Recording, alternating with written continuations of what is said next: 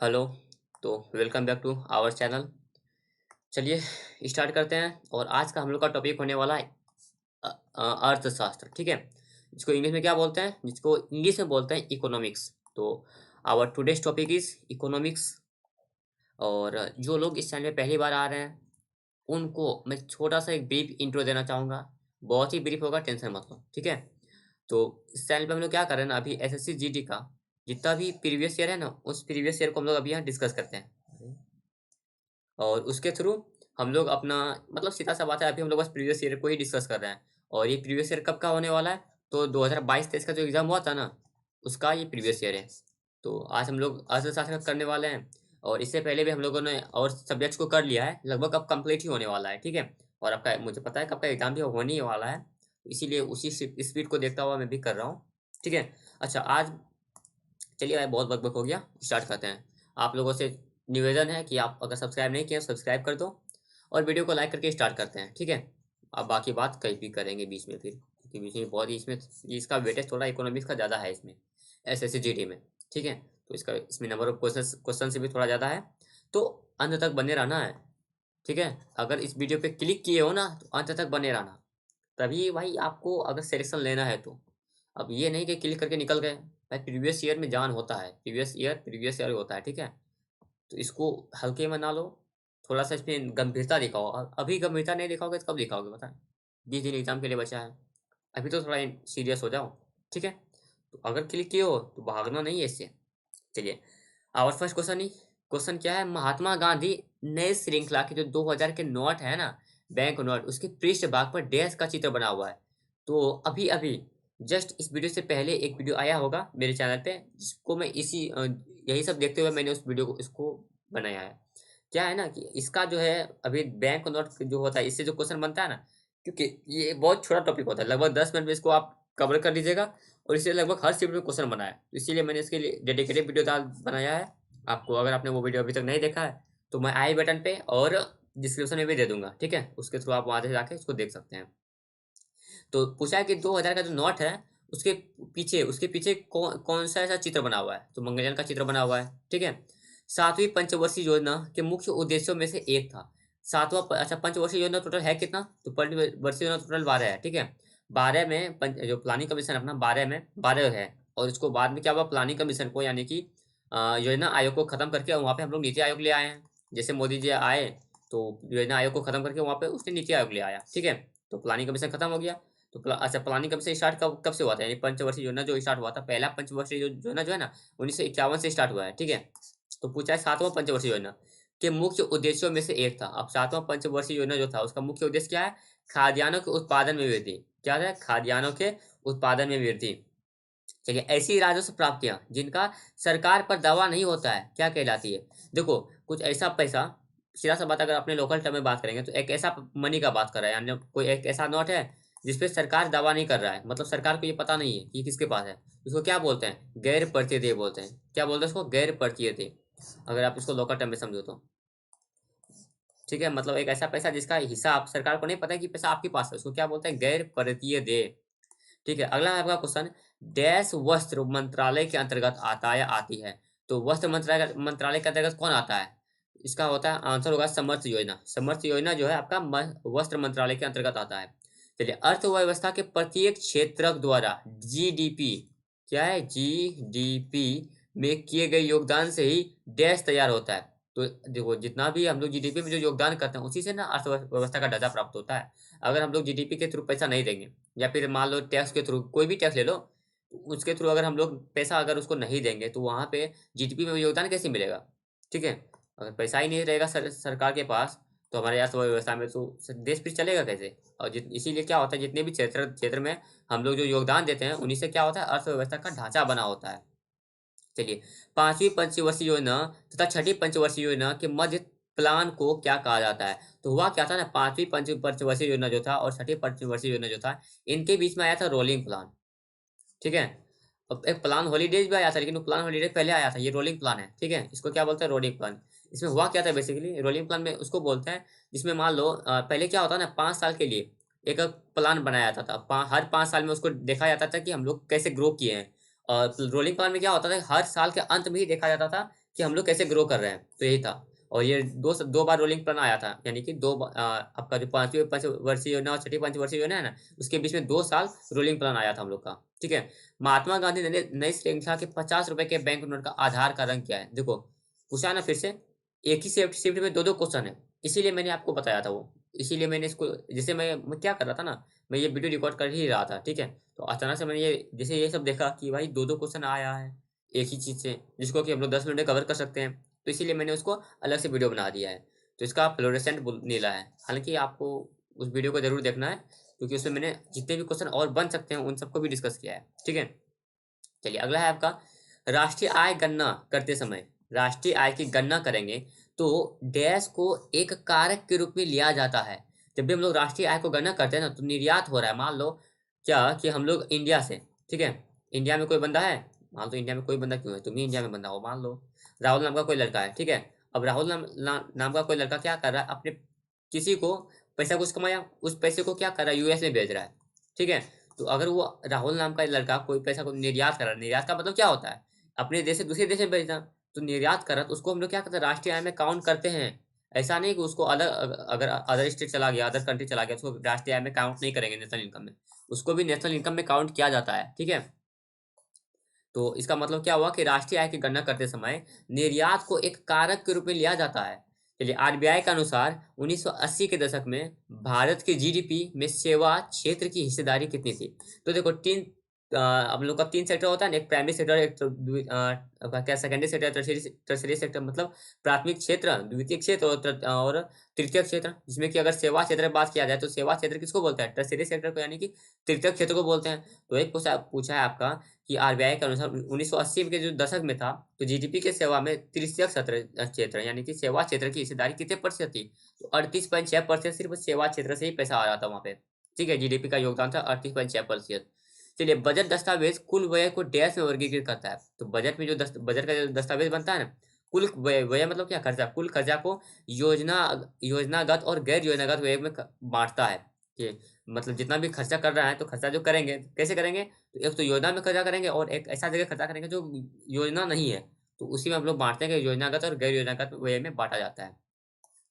चलिए, हालांकि मैं अगर आपको वो पीवाईक्यू सीरीज में अगर इसको करवाता ना, बहुत अच्छे से एक्सप्लेन करता, लेकिन यहाँ पे वो उतने खास एक्सप्लेनेशन हो नहीं पाएगा, क्योंकि नंबर ऑफ क्वेश्चन से ज़्यादा है, इसीलिए मैं उस तरह से यहाँ पे एक्सप्लेन नहीं करूँगा, नहीं तो फिर ये क्लास बहुत लंबा हो जाएगा। चलिए, हालांकि मुझे जहाँ तक लग रहा है कि मैं एक्सप्लेन भी करते जा रहा हूँ, आई होप कि आपको समझ में आ रहा होगा। स्वतंत्रता के बाद भारत ने डैश में अपनी पहली पंचवर्षीय योजना शुरू की, तो कब की? 1951 में। शायद ये मैंने शायद क्या बताया था, अभी 2-3 मिनट पहले बताया होगा। पहली पंचवर्षीय योजना जो शुरू की थे 1951 में किया था। चलिए, और दूसरा पंचवर्षीय योजना इसके 5 साल बाद। पंचवर्षीय योजना का देखो नाम में मतलब चल रहा है ना, पांच, पंच मतलब क्या होता है, 5, तो हर 5 साल के बाद योजना आता था। तो पहला आया 1951 में, दूसरा कब आएगा, 56 में, फिर तीसरा कब आएगा, 61 में। इस तरह से एक बजट दस्तावेज जो किसी विशेष वित्तीय वर्ष के लिए सरकार की राजस्व प्राप्तियों और राजस्व व्यय से संबंधित होता है, क्या कहलाता है? तो देखो, एक बजट दस्तावेज जो किसी विशेष वित्तीय वर्ष के लिए सरकार की राजस्व प्राप्तियां, मतलब सरकार को जितना पैसा मिला है और राजस्व व्यय से संबंधित होता है, उसको क्या बोलते हैं, राजस्व बजट बोलते हैं। ठीक है। तो बजट क्या होता है, प्राप्ति हुआ और व्यय हुआ, यानी कि जो कितना पैसा आया, कितना पैसा खर्च किया, इसी को तो बजट बोलते हैं ना। तो आप यहाँ देखो, राजस्व इसके नाम पे, प्राप्ति के आगे भी राजस्व लगा हुआ है और व्यय के नाम के भी आगे राजस्व लगा हुआ है। तो प्राप्ति और व्यय से आप क्या लगा सकते हैं, बजट। और राजस्व, क्योंकि राजस्व टाइप का ये प्राप्ति या राजस्व टाइप का व्यय है, तो यहाँ पे राजस्व बजट आप लगा सकते हैं। मतलब मेरा कहने का मतलब है, मैं यहाँ पे ये कहना चाह रहा हूँ, अगर आप तुक्का लगाना चाहते थे ना, इस क्वेश्चन में आप आराम से तुक्का लगा सकते थे। ठीक है। मतलब तुक्का लगाने के लिए थोड़ा सा दिमाग चाहिए होता है, इस तरह से आप तुक्का लगा सकते थे। ठीक है। और कभी भी अगर लगाना भी हो तो इसी तरह लगाना है, ऐसा नहीं कि आंख बंद करके कोई रख देंगे। तुक्का लगाने का भी तरीका होता है। चलिए, कौन सा संगठन भारत में निर्धनता रेखा, अब निर्धनता रेखा समझ रहे हैं, निर्धन मतलब जिसके पास धन नहीं है, निर्धनता रेखा का आकलन करने के प्रतिदर्श सर्वेक्षण करता है। तो पूछ रहा, निर्धनता रेखा का आकलन कौन करता है? ये करता है आपका एनएसएसओ। ठीक है। एनएसएसओ ये आपका निर्धनता रेखा का आकलन करता है, मतलब बिलो पॉवर्टी लाइन होता है ना, बिलो बीपीएल, उन सबको हम लोग काउंट करता है एनएसएसओ। चलिए, 14 नंबर का डैश अर्थव्यवस्था की सभी फर्मों की सकल मूल्य वर्धित का कुल योग है। तो देखो, जीडीपी को क्या बोलते हैं, जीडीपी सकल घरेलू उपयोग, ये बोलते हैं ना, क्या बोलते हैं, सकल घरेलू उत्पाद, ये बोलते हैं। ठीक है। तो जीडीपी जो है ना, ये है आपका अर्थव्यवस्था की सभी फर्मों के सकल मूल्य वर्धित का कुल योग है। ठीक है। इसको रट जाओ। 1971 में 1971 के भारत पाक युद्ध के समय कौन सी पंचवर्षीय योजना चल रही थी? तो देखो 1971 में जब भारत का पाक युद्ध हो रहा था ना, तभी चौथा पंचवर्षीय योजना चल रहा था, ठीक है। और चौथा पंचवर्षीय योजना जब चल रहा था और उसी उसी टाइम में भारत और पाकिस्तान का युद्ध हो गया था, जिसके कारण ये जो फोर्थ आपका प्लानिंग का मिशन है, ये जो है चौथी पंचवर्षीय योजना, ये बहुत जोर से फेल कर गया था, क्योंकि अब इसमें युद्ध हो रहा था। अब युद्ध हो रहा था भाई, देश संभालेगा फिर इकोनॉमिक्स तो गिरेगा ही ना। जब देश संभाल रहा होगा, अगर झगड़ा वगड़ा होता है तो घाटा तो लगभग करता है, तो ये घाटा लग रहा था। इसी के बाद तो हम लोग रोलिंग प्लान लेके आए थे अपना। चलिए, भारत में हरित क्रांति का पहला चरण डैश के दशक में के मध्य से डैश के दशक के मध्य तक चला था। तो हरित क्रांति हुआ क्या था बताते हैं। हरित क्रांति में क्या होता है, एक PL480 नाम का एक वीट का वेराइटी है। सॉरी सॉरी, ये आपके लिए नहीं आता हो जी, ये आपका पूछा भी नहीं जाएगा, बिना वजह का टाइम पास मत करो, जो एग्जाम से रिलेटेड वही पढ़ते हैं।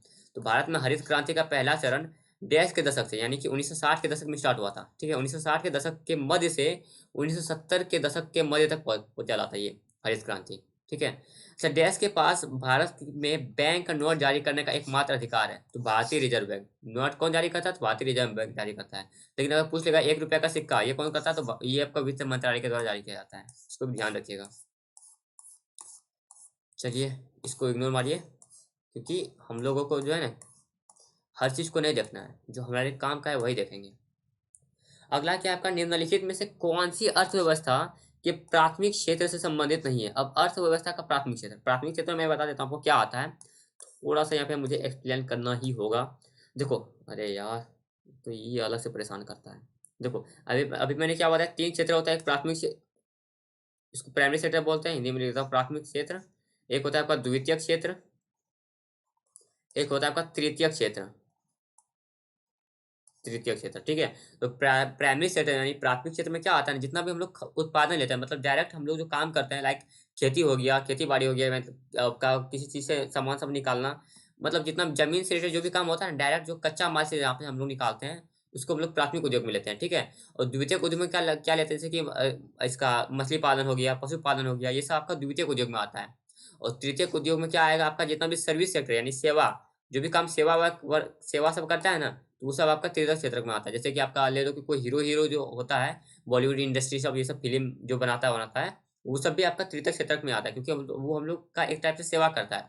द्वितीय क्षेत्र में क्या आता है, इंडस्ट्री आता है, उद्योग वगैरह, जितने भी उद्योग हैं वो लोग द्वितीय क्षेत्र में आता है। और कच्चा माल जितना भी हो गया, लाइक धान ले लो, कुछ अगर हम कोयला वोयला निकाल रहे हैं, वो सब आपका प्राथमिक उद्योग में आता है। तो ठीक है, आई होप कि आपको समझ में आया होगा। तो पूछा है क्या, पूछा है प्राथमिक क्षेत्र से संबंधित नहीं है। देखो, बैंक सेवा तो क्या, ये एक सेवा है, और सेवा जो है आपका आता है तृतीय क्षेत्र में। तो यहीं से हम लोग इसको आंसर कर सकते थे कि तृतीय क्षेत्र में। हम लोग को यहाँ पे जाने का भी जरूरत नहीं है। चलो चले गए, तो मत्स्य आपका क्या है, द्वितीय क्षेत्र में आता है। चलिए, सरकार का हस्तक्षेप चाहे मांग का विस्तार करने के लिए हो या इसे कम करने के लिए हो, क्या कहा जाता है। तो देखो, जब सरकार हस्तक्षेप करता है, चाहे उसको विस्तार करने के लिए कम करने, उसको बोलते हैं स्थिरीकरण। क्या बोलते हैं, स्थिरीकरण बोलते हैं, ठीक है। किस कारण आयातित सामान अधिक महंगा होता है। तो देखो, आयातित सामान जो होता है ना, उसे प्रशुल्क लगते हैं, यानी और प्रकार का टैक्स वैक्स लग जाता है, इसीलिए वो महंगा होता है। अब आयातित क्या होता है, जिसको कि हम लोग अदर देश से लाते हैं। देखो, कंफ्यूज नहीं होना, निर्यात मतलब होता है जो कि हम लोग के देश से कहीं दूसरा देश गया, और आयात का क्या मतलब हुआ कि दूसरे देश से हम लोग कहीं कुछ लाए। जैसे पेट्रोल, सबसे अच्छा एग्जाम्पल यही होता है। पेट्रोल हम लोग खरीदते हैं, हमारे पास तो पेट्रोल होता नहीं है, तो हम लोग पेट्रोल आयात करते हैं। और आयात हम लोग करते हैं ना, लगभग उसका 10 रुपया के आसपास, आसपास क्या 10 रुपया से नीचे ही पड़ता है। मतलब सरकार जो खरीदती है तो उसको 10 रुपया के नीचे ही पड़ता है, लेकिन हम लोग के पास आते आते कितना हो जाता है, 110 हो जाता है।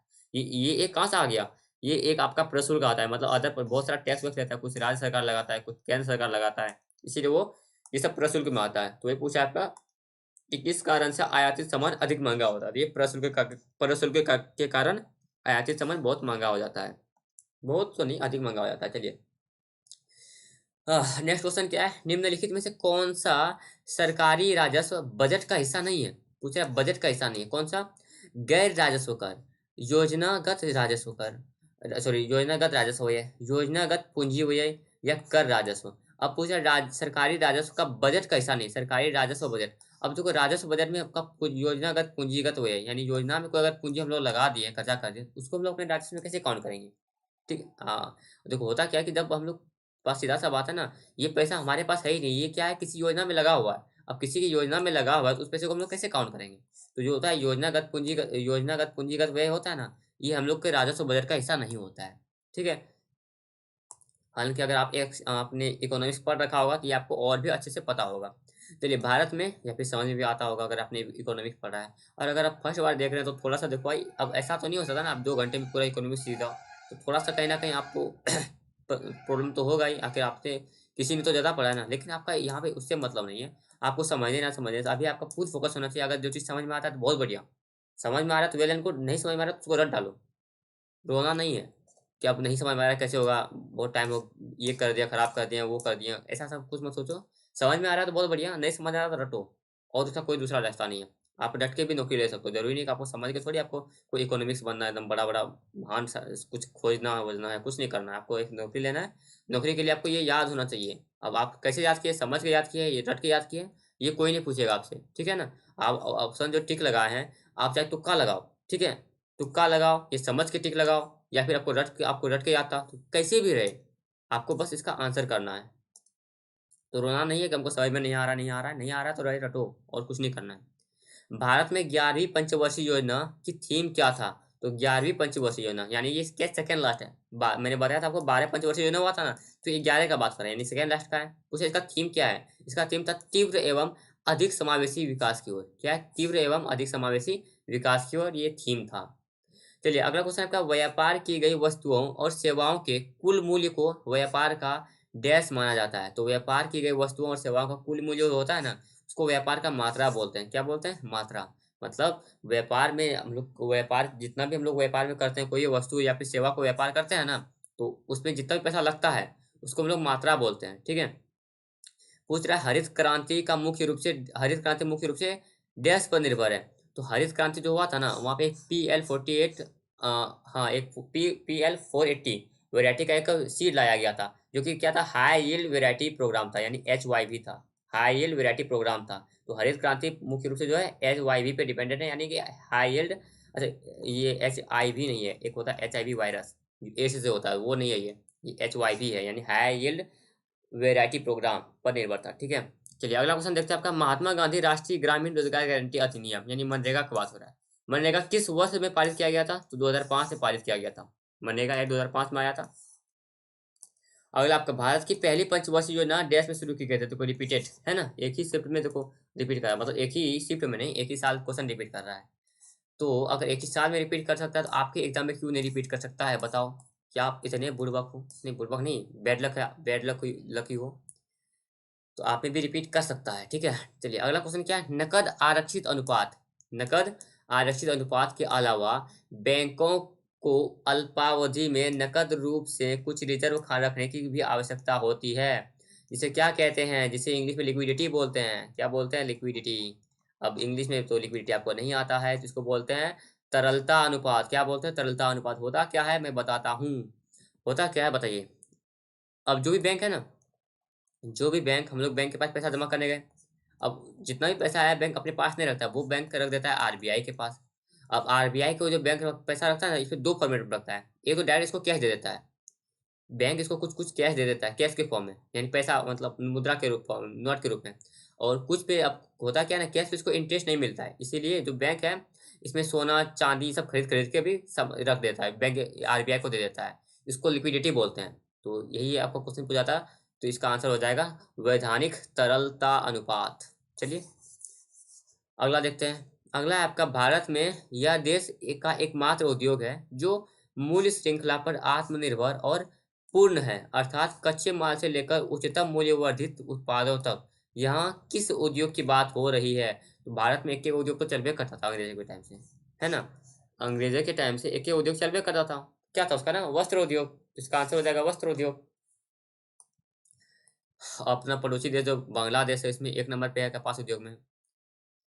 हाँ, वही अगर, चलिए रोटी खा रही है उसको, व्यक्तित्व नहीं, व्यक्तित्व क्या लिखा हुआ है, वैयक्तिक, हाँ, वैयक्तिक प्रयोज्य आय के संदर्भ में निम्नलिखित में से कौन सा सही है? अब वैयक्तिक प्रयोग आय, आय आय हटाओ जी, इसको इतना बड़ा पढ़ के का ही करेंगे, ऑप्शन पढ़ो।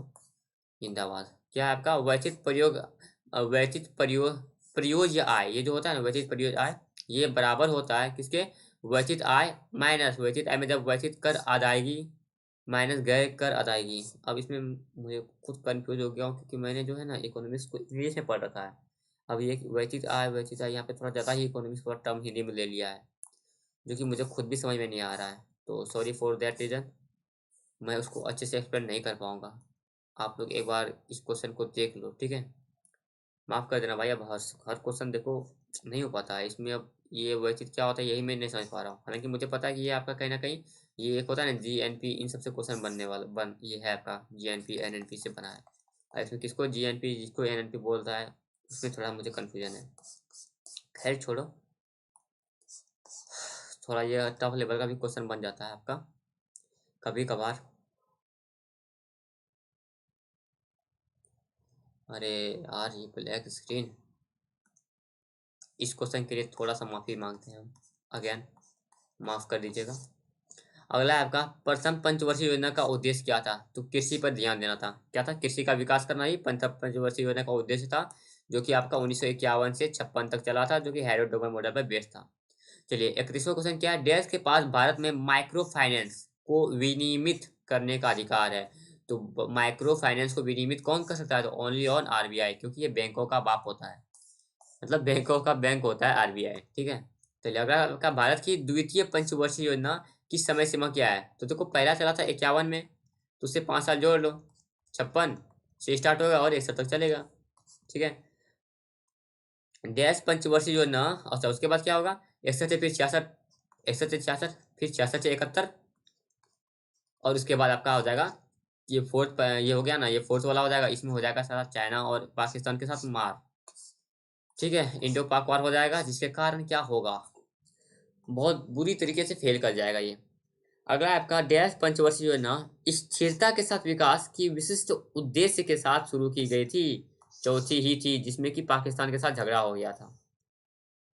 अगला देखते हैं आपका औद्योगिक नीति संकल्प 1956 ने उद्योगों को डैश श्रेणियों में वर्गीकृत किया था। तो औद्योगिक नीति संकल्प आया था ना, ये कब आया था? 1956 में आया था। इसने उद्योगों को, जितने भी इंडस्ट्रीज हैं उनको 3 टाइप में बांट दिया था। चलिए, किस देश की प्रति व्यक्ति आय की गणना, किसी देश की प्रति व्यक्ति की आय की गणना देश की राष्ट्रीय आय को उसके डैश या उसके डैश से भाग देकर की जाती है। तो देखो सीधा सा बात है, प्रति व्यक्ति आय गणना कैसे निकालते हैं? पूरा देश जितना कमा रहा है ना। देखो प्रति व्यक्ति आय जो निकालते हैं ना हम लोग, कैसे निकालते हैं? नेशनल इनकम, यानी कि पूरे देश की आय। मैं लिख देता हूँ आपको। नेशनल इनकम को टोटल पॉपुलेशन से डिवाइड कर देते हैं। टोटल पॉपुलेशन से हम लोग डिवाइड कर देते हैं, यानी कि जनसंख्या से, पूरा जनसंख्या से डिवाइड कर देते हैं, और उन लोग का नेशनल इनकम निकल जाता है, सॉरी प्रति व्यक्ति आय निकल जाता है। अब ऐसा क्यों क्या आता है? मान लो कोई 500 रुपया कमा रहा है, कोई 100 रुपया भी कमा रहा है। अब तो इसको अगर प्रति व्यक्ति आय नहीं निकलेगा ना, इसका 500 प्रति व्यक्ति, इसका इसका आय है 500, इसका 100 है, तो इसे ऐसे तो निकाल नहीं पाएंगे प्रति व्यक्ति आय। इसीलिए हम लोग क्या करते हैं, प्रति व्यक्ति का क्या मतलब है? अगर आपने मैथ भी पढ़ाई होगा, ऑब्वियस बात है, तो आप वहाँ एवरेज औसत जो होता है ना, तो औसत जिससे निकालते हैं उसी तरह हम लोग प्रति व्यक्ति आय भी निकालते हैं। तो आप इसको औसत से रिलेट करके याद कर लीजिएगा। हरित क्रांति की शुरुआत कब हुई थी? सॉरी कहाँ हुई थी? तो मेक्सिको में हुई थी, ठीक है। हरित क्रांति की शुरुआत मेक्सिको में हुआ था। और भारत में इसका बाप कौन कहलाता है, यानी भारत में इसके पिता का नाम क्या है? तो एम एस स्वामीनाथन है। लिख देता हूँ, क्या पता हरित क्रांति क्वेश्चन पूछ रहा था, ये भी पूछिए लें। भारत में इसको, इसका बाप है एम एस स्वामीनाथन,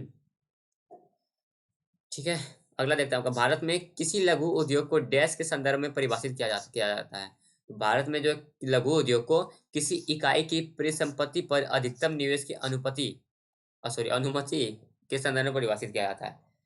चलिए, भारत में सहकारी बैंक राज्य डैश अधिनियम के अंतर्गत पंजीकृत होता है। तो सहकारी समिति, सहकारी, सहकारी तुक्का, सॉरी तुक्का नहीं, हाँ तुक्का मारो, सहकारी दिखा तो सहकारी पे तुक्का मार के निकल जाते हैं, ठीक है।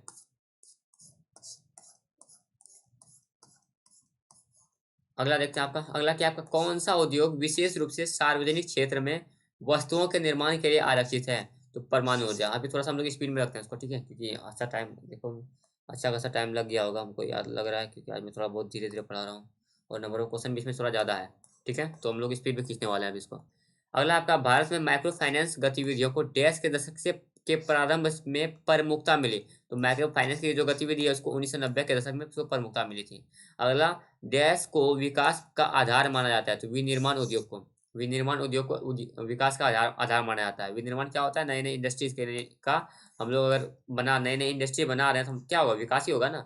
जितने उद्योग बनेंगे उतना ज़्यादा देश का विकास होगा, क्योंकि पैसा देश में आएगा, उसकी उतना ज़्यादा पैसा आएगा। देश आयात को प्रतिबंधित करता है और घरेलू उत्पादकों को विदेशी प्रतिस्पर्धा में सहायता करता है। टैरिफ या कोटा, तो टैरिफ और कोटा दोनों ही क्या करता है? आयात को प्रतिबंधित कर देता है। ठीक है, जितना भी बाहर से सामान आ रहा है उसको टैरिफ लगे या कोटा लगाए, उसको बंद कर देता है। चलिए, एल्यूमिनियम प्रगलन किस उद्योग से संबंधित है? तो एल्यूमिनियम प्रगलन आपका धातु कर्म उद्योग से संबंधित है। अब एल्यूमिनियम धातु है तो यहाँ से तुक्का लगा सकते हो धातु।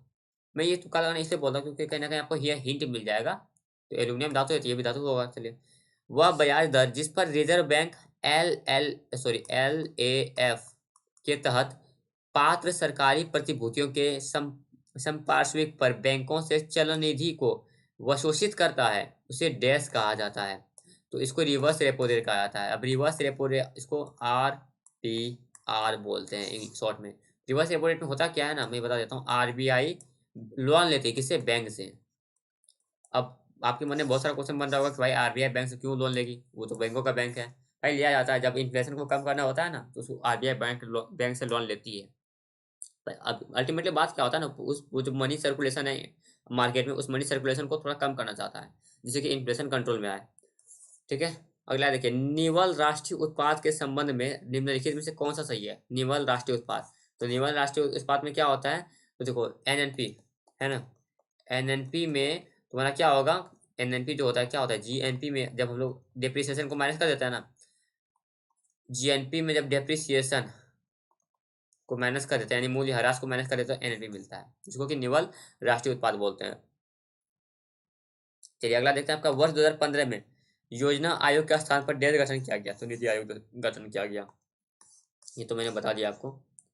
चलिए, अगला देखते हैं। विश्व में हरित क्रांति के जनक नॉर्मन बोरलॉग राष्ट्रीयता की दृष्टि से कहाँ के थे? तो नॉर्मन बोरलॉग, मैंने आपको MS स्वामीनाथन बताया था जो इंडिया के थे, और हरित क्रांति के जनक अगर बात करें तो नॉर्मन बोरलॉग है जो कि अमेरिका के थे। वे श्रमिक, और ये मैक्सिको से शुरू हुआ था, इसको भी याद रखिएगा, ये मैक्सिको से शुरू हुआ था। चलिए, वे श्रमिक जो अपनी जीविका कमाने के लिए एक उद्यम के मालिक और उसका संचालन करते हैं, उन्हें डैश के रूप में जाना जाता है। वे श्रमिक जो अपनी आजीविका कमाने के लिए एक उद्यम के मालिक और उसका संचालन करते हैं, उन्हें इसको क्या बोलते हैं? स्वनियोजित, सेल्फ एम्प्लॉयड के रूप में जाना जाता है। ठीक है, एक उद्यम के मालिक हैं। अब देखो, सेल्फ एम्प्लॉयड किसको बोलते हैं? मान लो कोई आम क्या कर कोई लड़का क्या कर रहा है, अपना ही दुकान चला के बैठ गया, ये उसका दुकान है, यहाँ पे बैठ गया, उसको सेल्फ एम्प्लॉयड ही बोलेंगे ना, क्योंकि उसको कोई एम्प्लॉयमेंट तो दिया नहीं है, वो उसको कोई और नौकरी तो दिया नहीं है ना, वो खुद से अपना नौकरी लिया, तो क्या बोलते हैं? स्वनियोजित बोलते हैं। एक बाजार संरचना पर विचार करें जिसमें फर्मों की संख्या काफी अधिक होती है और फर्मों का निर्बाध प्रवेश और बहिर्गमन होता है, किंतु उनके द्वारा उत्पादित वस्तु सजातीय नहीं होती है। ऐसी बाजार संरचना को क्या कहते हैं? एकाधिकार प्रतिस्पर्धा होता है। अब एकाधिकार प्रतिस्पर्धा में होता क्या है कि वहाँ उसको इंग्लिश में बोलते हैं मोनोपोली, मतलब उस मान लो जिस भी बाजार का बात हो रहा है, उस बाजार में वो एक अकेला है, इसको एकाधिकार प्रतिस्पर्धा बोलते हैं। देखो क्या होता है, जिसमें फर्मों की संख्या तो काफी अधिक होती है और फर्मों का निर्बाध प्रवेश और बहिर्गमन होता है, यानी उसमें नया फर्म बनेंगे ही नहीं, नया कंपनी उसमें आएगा ही नहीं, इसीलिए इसको मोनोपोली के बोलते हैं, एकाधिकार प्रतिस्पर्धा बोलते हैं। ठीक है, अगर देखिए, भारत की 7वीं पंचवर्षीय योजना का वास्तविक विकास दर क्या है? तो 6% हुआ था। 7वीं पंचवर्षीय योजना जो हुआ था ना, उसमें देखो टारगेट कुछ और रखा था, लेकिन टारगेट 7वीं पंचवर्षीय टारगेट 12% था और अचीव किए थे हम लोग 6%। ठीक है, तो इसका आंसर 6% होगा। चलिए, अरे यार हाँ जाओ। अगला देखते हैं। भारत में हरित क्रांति 1960 के दशक के अंत में शुरू हुई थी। कहाँ से शुरू हुई थी? पंजाब में, यानी 1960 के दशक से 1970 के दशक तक चला था और शुरू हुआ था पंजाब में। और वर्ल्ड का बात किया जाए तो मेक्सिको में शुरू हुआ था, और इसका नॉर्मन बोरलॉग जो इसके फादर हैं, यानी इसके पिता हैं, और भारत में इसके पिता हैं MS स्वामीनाथन। तो हरित क्रांति से क्वेश्चन बन रहा था, इसलिए मैं हरित क्रांति को बता देता हूँ। और हरित क्रांति में हुआ क्या था ना, PL480 नामक एक गेहूं का व्हीट वेराइटी था जिसको लाया गया था, और इसीलिए वो सबसे पहले पंजाब में ही दिया गया था, और इसीलिए भी पंजाब जो है इतना अमीर है। चलिए, अगला देखते हैं। आपका औद्योगिक रूप से विकसित शहरी केंद्र आमतौर पर किससे घिरे होते हैं? तो जो भी शहरी केंद्र होता है वो घिरा होता है किसी कृषि ग्रामीण पृष्ठ प्रदेश से। ये होता है, जितना भी शहर होता है वो आसपास में उसके छोटे छोटे गांव होते हैं, गांव के ऊपर ही तो शहर होता है ना। तो ये क्वेश्चन पूछा है आपका। जितने भी शहर होते हैं औद्योगिक रूप से विकसित शहरी केंद्र और आमतौर पर किसे घिरे होते हैं, तो कृषि ग्रामीण परिषद प्रदेश से घिरे होते हैं। चलिए, उन लोगों के लिए क्या शब्द प्रयोग किया जाता है जो नियमित रूप से निर्धनता रेखा के अंदर और उसे बाहर होते हैं। तो देखो, जो कभी अंदर है, यानी कि मान लो ये एक लाइन है बीपीएल का, यहाँ पे क्या हुआ, कभी यहाँ आया, फिर बाहर, फिर यहाँ, फिर यहाँ, फिर यहाँ, फिर यहाँ, मतलब बाहर अंदर होता रहता है। यहाँ ना तो मतलब वो ज्यादा अमीर है ना ज्यादा गरीब है, उसको क्या बोलते हैं, उसको चक्रीय निर्धन बोलते हैं। चक्रीय निर्धन कैसे हो, मान लो अब खेती हुआ, ठीक है, जैसे अभी खेती का फसल अभी उगा है, तो जैसे फसल निकला तो ये जो निर्धनता रेखा से ऊपर चला गया, 6 महीने में सारा फसल खत्म, फिर नीचे आ गया, तो इसको हम लोग चक्रीय निर्धन बोलते हैं। फिर फसल होगा, फिर ऊपर जाएगा, फिर फसल खत्म हो जाएगा, फिर नीचे आएगा। या फिर ऐसे समझ लो कोई जो बाहर कमाने जाता है, तो वो भी ऐसे होता है ना। मान लो कोई 6 महीने के लिए दिल्ली कमाने चला गया, तो दिल्ली कमाने गया, तो जैसे पैसा आ रहा है, पैसा आ रहा है, अब दिल्ली कमा के घर आया, अब घर आया तो 6 महीने यहाँ भी रुका, पैसा खत्म, फिर इस मतलब निर्धनता रेखा के नीचे आ गया, फिर कमाने जाएगा, फिर ऊपर, फिर नीचे, तो इसको चक्रीय निर्धन बोलते हैं। ठीक है, अगला देखते हैं आपका। अगला क्या है, चेक लिखने वाले व्यक्ति या संस्था को भुगतान करता या डैश के रूप में जाना जाता है। तो जो चेक लिखने वाला व्यक्ति होता है ना, उसको आहारता बोलते हैं। क्या बोलते हैं, आहारता।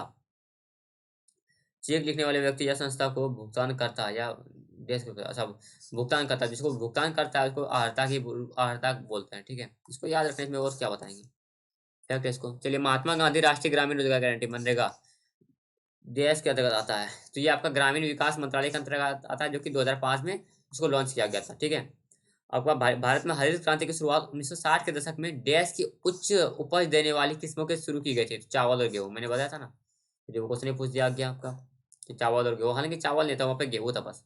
यहाँ पे चावल और गेहूं पता नहीं क्यों लिखा हुआ है। चलिए, विश्व में हरित क्रांति के जनक कौन है, नॉर्मन बोरलॉग है। राष्ट्रीय आय लेखा एक निश्चित समय अवधि में देश की डैश गतिविधि के स्तर को मापने के लिए एक बही खाता प्रणाली है। तो राष्ट्रीय आय लेखा एक निश्चित समय अवधि में देश की आर्थिक गतिविधि, किसकी आर्थिक गतिविधि के स्तर को नापता है।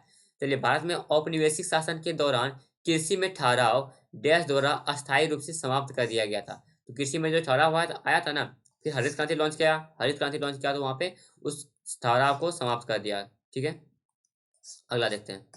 देखो भाई, हरित क्रांति से क्वेश्चन तो बन रहा है, मानो ना मानो। तुम भी नोटिस कर रहे हो कि हरित क्रांति से क्वेश्चन बन रहा है, तो मैंने हरित क्रांति के बारे में लगभग सब बता ही दिया है। तो चलिए एक बार फिर से मैं बता देता हूँ आपको।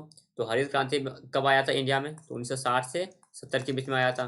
ठीक है, और भारत में इसका एम एस स्वामीनाथन इसके पिता हैं, और नॉर्मन बोरलॉग इसका वर्ल्ड में, नॉर्मन बोरलॉग है कहाँ के, तो अमेरिका के हैं। और इसमें क्या होता है, एक PL418 नामक एक हाई वेराइटी ग्रेन था। ठीक है, किसका था, चावल और गेहूँ, जैसे गेहूं का था, लेकिन यहाँ पे ऑप्शन में चावल और गेहूं दोनों था, इसलिए मैं चावल और गेहूं बता रहा हूँ। तो अभी तक तो इतना ही क्वेश्चन बना है एसएससी में, कि अभी आगे भी देखते हैं और क्या बन सकता है। चलिए, अगला देखते हैं। भारत में बेरोजगारी को किसके द्वारा निर्धारित विधियों द्वारा मापा जाता है। तो बेरोजगारी को नापने का कौन सा यंत्र है, तो ये यंत्र का नाम है राष्ट्रीय प्रतिदर्श सर्वेक्षण संगठन। तो राष्ट्रीय प्रतिदर्श सर्वेक्षण संगठन जो है बेरोजगारी को नापता है।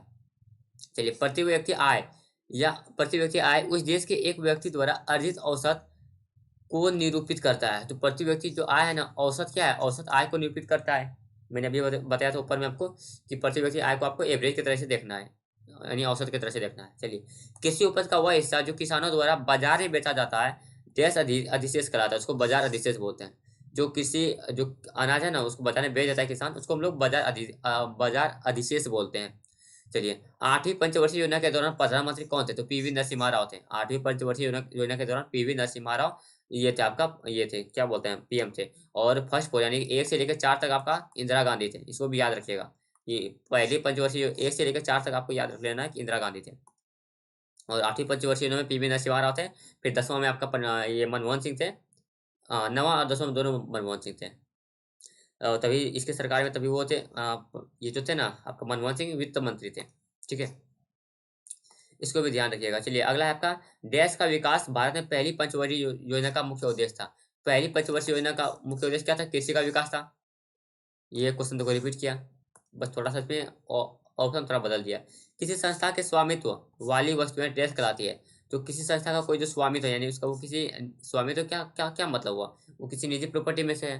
तो किसी संस्था के स्वामित्व वाली वस्तुएं परिसंपत्ति कहलाती है। क्या, परिसंपत्ति।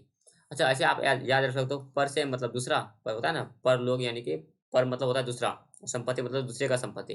तो अगर मान लो उसका ऑनर कोई और है तो आप इसको इस तरह से याद कर सकते हो कि परिसंपत्ति का क्या मतलब हुआ, उसका कोई ऑनर और है, आप उसके ऑनर नहीं हो, तो उसका स्वामी तो किसी और के पास है। चलिए, व्यापार और वाणिज्य का विस्तार करने और विदेशी मुद्रा लाने में क्या मदद करता है? तो व्यापार और वाणिज्य का विस्तार करने और विदेशी मुद्रा लाने में निर्मित वस्तुओं का निर्यात मदद करता है। जो भी हम लोग निर्मित वस्तु है, यानी कि अच्छा बाहर का सीधा से पूछा क्वेश्चन कि बाहर का करेंसी अपने देश में कैसे आएगा, तो बाहर का करेंसी अपने देश में, बाहर का रुपया कैसे आएगा, मान लो डॉलर, डॉलर वहां से आखिर अमेरिका से यहाँ कैसे आएगा? तभी तो कुछ आएगा जब हम लोग यहाँ पे, हम लोग कुछ यहाँ पे अमेरिका को देंगे, हम लोग कुछ अमेरिका को बेचेंगे, तभी तो वो हम लोग डॉलर, वो हम लोगों को डॉलर देगा।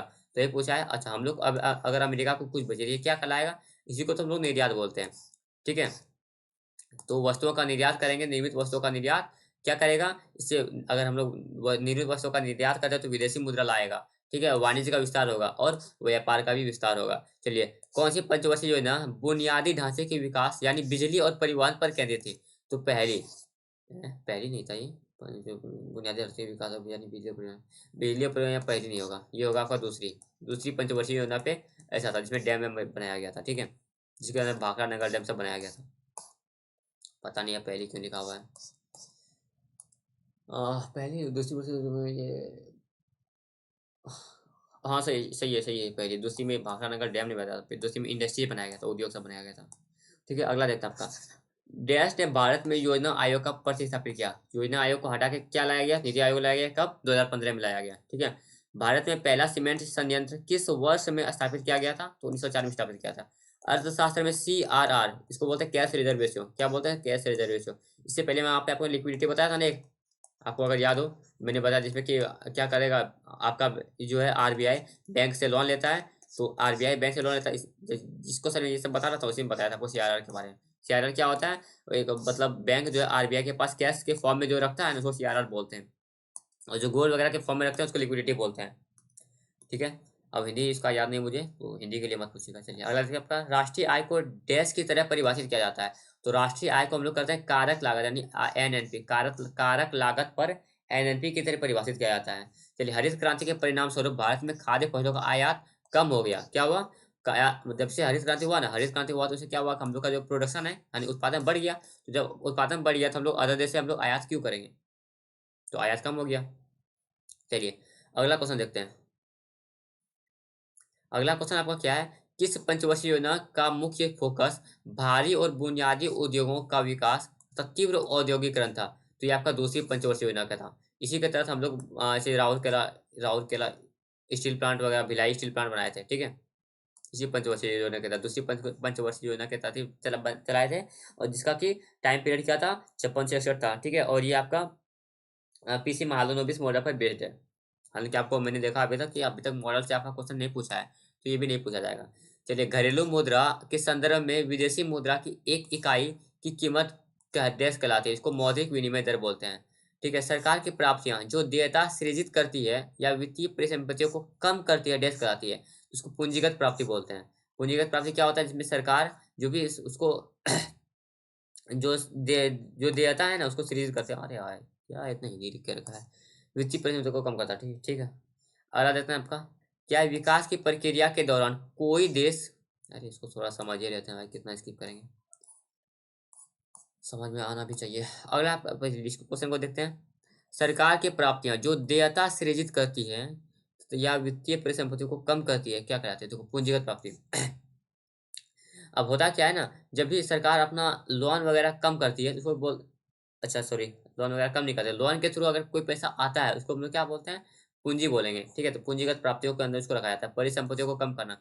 और क्या होता है, मान लो कोई परिसंपत्ति है, मान लो कल को ताजमहल कोई बेच देगा, ताजमहल बेचा तो ताजमहल अगर जो खरीदेगा पैसा आएगा ना, वो पैसा जब आया तो क्या होगा, वो प्राप्ति ही तो होगा, उससे मतलब पूंजी भी बढ़ेगा ना। तो इसीलिए हमको उन सबको पूंजीगत प्राप्तियों के अंतर्गत लेते हैं। कोई परिसंपत्ति को बेच देते हैं, या फिर कोई हमको कोई देता है, हमको पैसा सृजित करके देता है, ये सब। ठीक है, चलिए, अब अगला देखते हैं आपका, विकास की प्रक्रिया के दौरान कोई देश अवसंरचनात्मक परिवर्तन से गुजरता है। कौन सा अवसंरचनात्मक परिवर्तन एक का एक संकेत है? देखो, GDP में कृषि का योगदान घटता है, जब भी अवसंरचनात्मक होगा ना तो कृषि का योगदान GDP में घटने लगता है। चलिए, हरित क्रांति के दौरान किसानों ने डैश का उपयोग करके फसलों की खेती की। तो अधिक उपज वाली किस्मों के बीजों के, जिसका नाम क्या था, HYV हाई यील्ड वैरायटी के बीजों का यूज किया था। ठीक है, जिससे क्या हुआ था, फसलों की खेती में का उपयोग करके उपज को बढ़ा लिया गया था। चलिए, भारतीय प्रतिभूति और विनिमय बोर्ड सेबी सेबी की पहली महिला प्रमुख कौन बनी थी? माधवी पूरी बूच कौन है? सेबी की पहली महिला प्रमुख बनी थी। चलिए, एक वर्ष में उत्पादित वस्तुओं और सेवाओं का कुल मूल्य राष्ट्रीय आय की निरूपित करता है। तो एक वर्ष में जितना भी पैसा वैसा बना है ना, उसको हम लोग अंतिम वस्तुओं और सेवाओं का कुल मूल्य।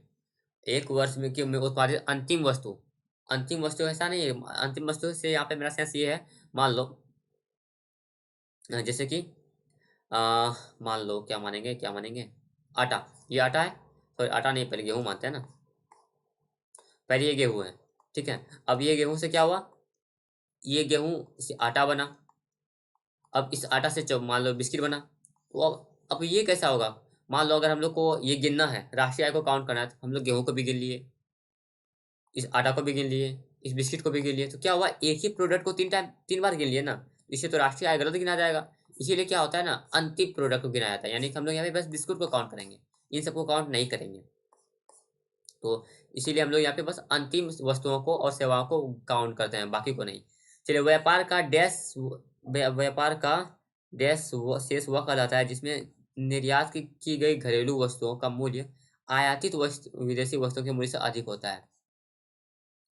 देखो, व्यापार का अनुकूल क्या होगा, अनुकूल उसको बोलते हैं जब क्या होगा, हम लोग का निर्यात ज्यादा होगा, आयात कम होगा।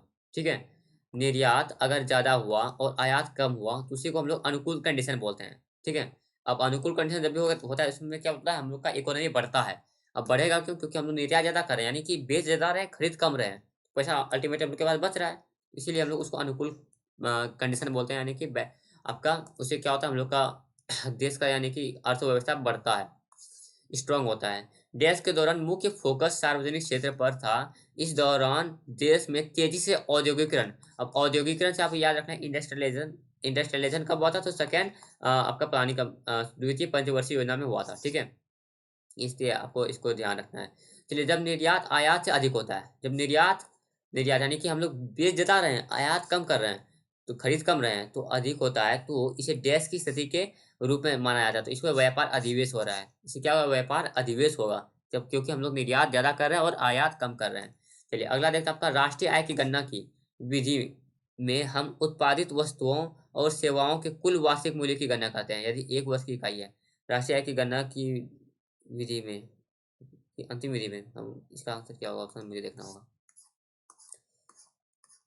क्या होगा, उत्पाद, अच्छा, प्रोडक्ट को कौन कर रहा है ना, एक सेकंड में थोड़ा सा देखूं कितना क्वेश्चन है।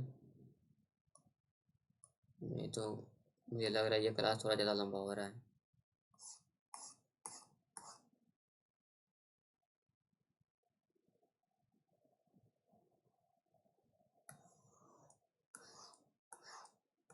अरे भाई,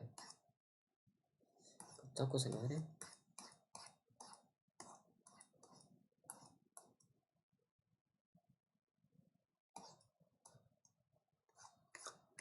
अरे 250 क्वेश्चन है, बहुत ज़्यादा ही क्वेश्चन पूछ दिया इसने।